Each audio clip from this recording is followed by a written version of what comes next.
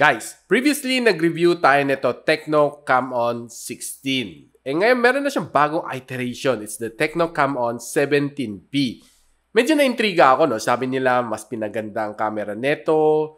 So gusto natin i-try, no? At alamin natin kung okay nga ba siya. Nag-improve nga ba siya? Tara, unbox muna tayo.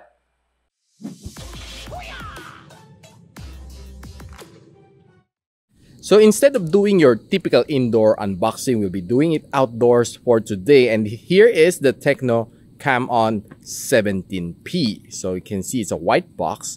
And here are some specs of this phone.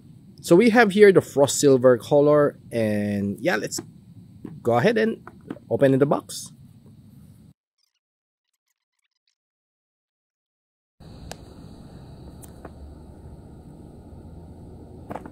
Okay, so we have the Tecno Camon 17p, wherein you can see some quick specs over here. 64MP ultra camera, pro grade video camera, 6.8 FHD display, 6GB of RAM, 120GB of storage, Helio G85NA, 5000 mAh of battery. Looks nice. So before we head on further, let's see what's inside. We have the 12+1 warranty card.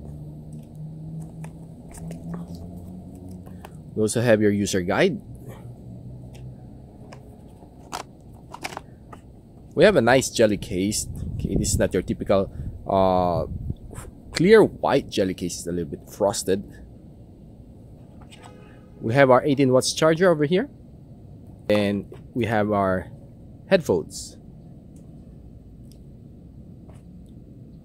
as well as our USB Type-C cable. So that's everything inside the box. So right now, of course, it's time to take this one out. Okay, so take our time sliding it out. The Tecno Camon 17p. So there's another version of this one. It's the Pro version.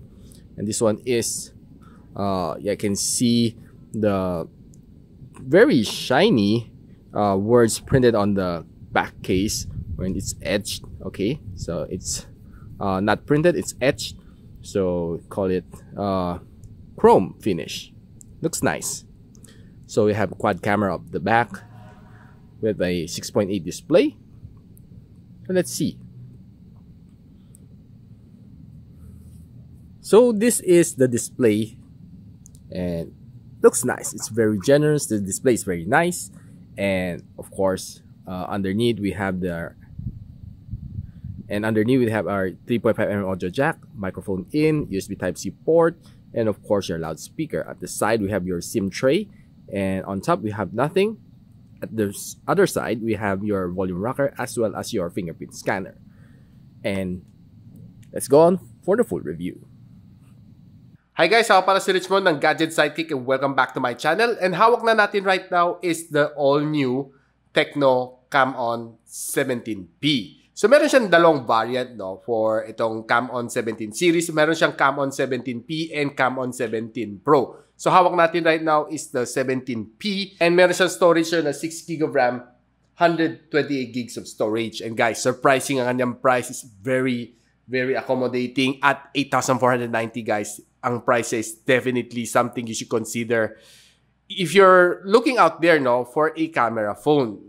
Pero, syempre, bago natin finally conclude na magandang kanyang camera, tara, alamin muna natin kung anong specs and nakakayan nitong phone na ito. First thing na notice ko dito sa phone na ito, no, is parang pinaganda niya ang kanyang texture ng phone niya, no. Kasing gwapo niya ang kanyang bago ambassador, no, na si Chris Evans, no. Kilala natin siya as Captain America sa Avengers series, and of course, idol ko rin naman to si Cap. And grabe, gwapong-gwapo tong Tecno Camon 17p, no. Parang kanyang ambassador. So, alamin muna natin ang highlight na itong phone na ito, no. Itong Camon 17p, meron siya 64MP na ultra quad camera, no. And ultra night lens ang kanyang pinagmamalaki dito. And of course, ang kanyang 6.8 screen na dot-in display. And of course, nagsusupport siya ng up to 18 watts ng fast charge, no. So, medyo bihira pa yan sa Tecno na series, no. Kasi normally, ang fast charge na up to 10 watts. Ito,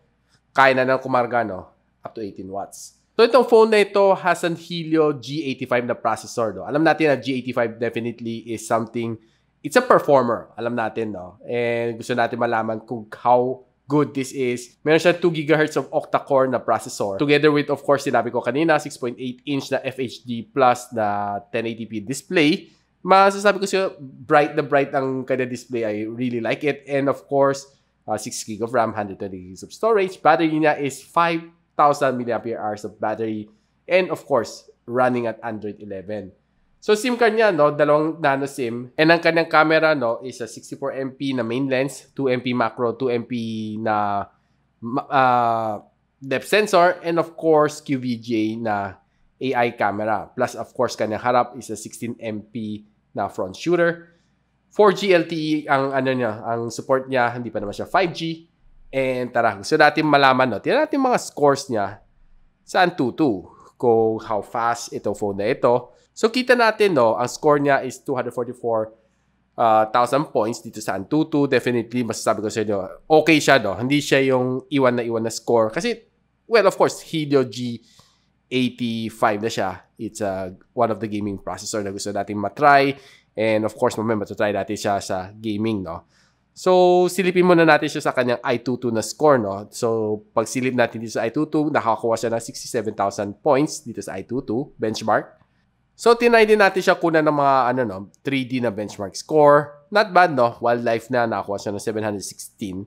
And Wildlife Extreme nakakuha siya ng 184. So, so dinay natin tong phone na ito down to 17%. Na-charge ko pabalik na 100%, no? Gamit ka ng default cable and default charger na 18 watts, no? So, umabot tayo ng 2 hours and 24 minutes, no, to charge this completely, which is, of course, syempre, hindi ganun kabilisan, no? And, of course, alam natin, no, meron siya 5,000 mAh sa battery. Malaki, makunat. I expect a lot from this battery, no? And nakakuha siya ng 14 hours and 13 minutes sa kanyang screen on time. Definitely, masasabi ko sa'yo makunat to. So, ginamit ko siya roughly more than a week. And masasabi ko sa'yo, guys, this phone, matagal lang ang battery, no? On normal usage, sa katagal ako, no? Kulang-kulang magto 2 days bago nag-hit ng charger. Siyempre, of course, with usage of Facebook, kunting social media, kunting YouTube, and kunting gaming, and some calls, almost 2 days, so kaya niya i-survive, which is not bad. So, sinabi ko kanina, guys, meron siya 6.8 na IPS LCD, 1080p ang kanyang screen, no? And masasabi ko sa inyo dito, level 3 lang ang kanyang nakuha sa kanyang security level, no? Dito sa Widevine, dito sa DRM info, which of course, syempre, masasabi ko sa inyo, di tayo makakanood ng HD, no? Dito sa Netflix. So guys, watching YouTube dito sa phone na ito, masasabi ko sa inyo, it's enjoyable. Watching movies, watching Netflix, masasabi ko sa inyo, I have no problem, no? Though, ang medyo hindi ko masyado nagustuhan lang is, of course, yung kanyang dot drop na notch, no, dito sa kanyang medyo may pagkamalaki siya, no. Overall, ang kanyang bezel sa ilalim, no, hindi naman sobrang kapal. Unlike sa ibang phone, medyo sobrang kapal, no, yung kanyang labi. This one is just minimal. Makapal siya pero hindi sobra. So, ang kanyang viewing experience, ang masasabi ko sa inyo, guys, it's also good. Was able to enjoy, no, watching some of my favorite movie shows dito sa phone na ito. Nakapagtapos ako ng isang 30 minutes, no, na show dito sa phone na ito. And masasabi ko sa inyo, hindi nag-strain ng aking mata watching videos on this phone. So, advantage ng phone na ito, no, masasabi ko sa inyo, is nandiyan pa kanyang 3.5mm audio jack, which is, of course, kayang-kaya ko ikabit ng aking mga favorite na headphones para mag-enjoy ng music dito, like Spotify and other music player using this phone. Si Tecno, pinagmamalaki niya ang kanyang camera, no? And sinabi niya, uy, maganda na ang aking camera dito, no? And na-prove naman natin before sa Tecno Camon 16. And I was able to get some good shots, indoor and outdoor, sa Tecno Camon 16 kasi pinagmamalaki nila na talagang camera phone to, no? So, tinry natin kumuha ng ilang outdoor shots. Silipin natin kung okay nga ba.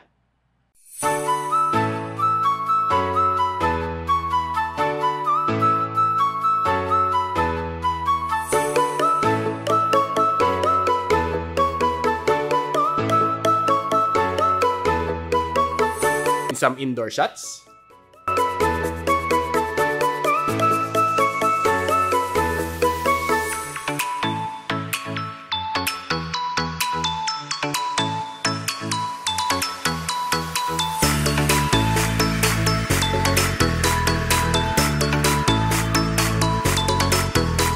And some night shots.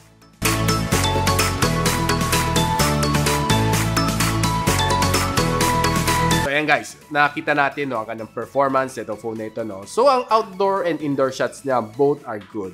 Masabi ko sa inyo, sharp, bright, and of course, syempre, there are times na pagdating sa indoor shot, may times na lumalabo siya, no, nagiging grainy.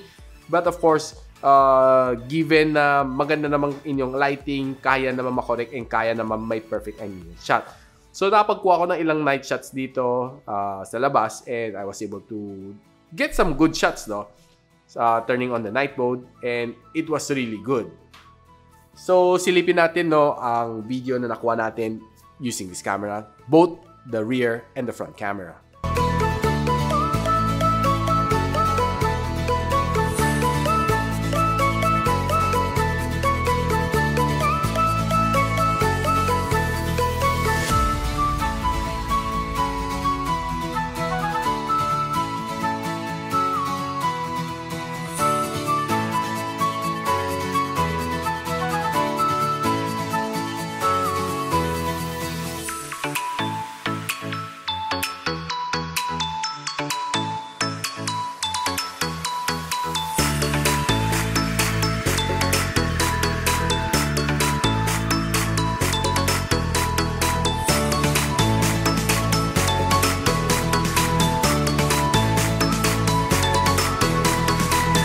So nakita na natin na video using this camera, no, both sa rear and sa front. Okay, sharp siya, maganda.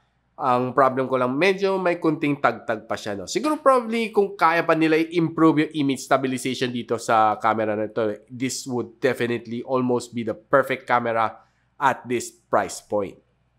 So guys, tara, try muna natin gaming on this phone. So, given na it's a Helio G85, expect ko this phone is gonna be something na okay mag-gaming, no? So, tinry naman natin maglaro ng Call of Duty dito at ito ang settings na nakita natin. Basta sabi ko sa inyo guys, ang gameplay niya is definitely good. I was able to enjoy roughly siguro mga isang oras, no? Bago ko kinongclude na, oy, okay, this phone can game. But of course, don't expect too much kasi there are times na medyo maglalag siya ng konti, magkakaroon ng konti frame drops. Normal lang yan, no? So, if you want it to be medyo mas bawas ng kanyang frame drops, I probably suggest na babaan nyo kunti ang inyong settings para mas smooth ang inyong experience dito. No? But overall, mas sabi ko sa inyo, okay, lagyan nyo ng headphones para ma-enjoy nyo ang sounds. This phone can also game other than a performing camera. So guys, nakapag-review na tayo nitong Tecno Camon 17p and I was really surprised na at that price point, no, 8,490 for a 6GB of RAM and 120GB of storage, it was able to pack a lot of things inside its hood. So beginning from yung camera, okay na okay. Then of course, having that G85 na kanyang processor is also good. Mas sabi ko sa inyo, no, it's definitely something na you should really think about kung gusto nyo bumili ng bagong phone, no? And of course, syempre, gusto natin sulit ang ating investment. For 8,490, no, this phone really did pack a lot of punch. So guys, if you like this phone, I'll drop it on the comment section below kung saan nyo pwede mabilin. And if you like this video, don't forget to like, subscribe, and of course, click that bell icon so you don't miss any future videos here sa aking channel. And guys, reminder lang, ongoing pa rin ang aking road to 100,000 subscriber. It's still ongoing. Don't forget to subscribe, of course, join. Who knows, baka manalo kayo ng 1 out of 3 premium phones. And, of course, I'll see you on my next one. Goodbye!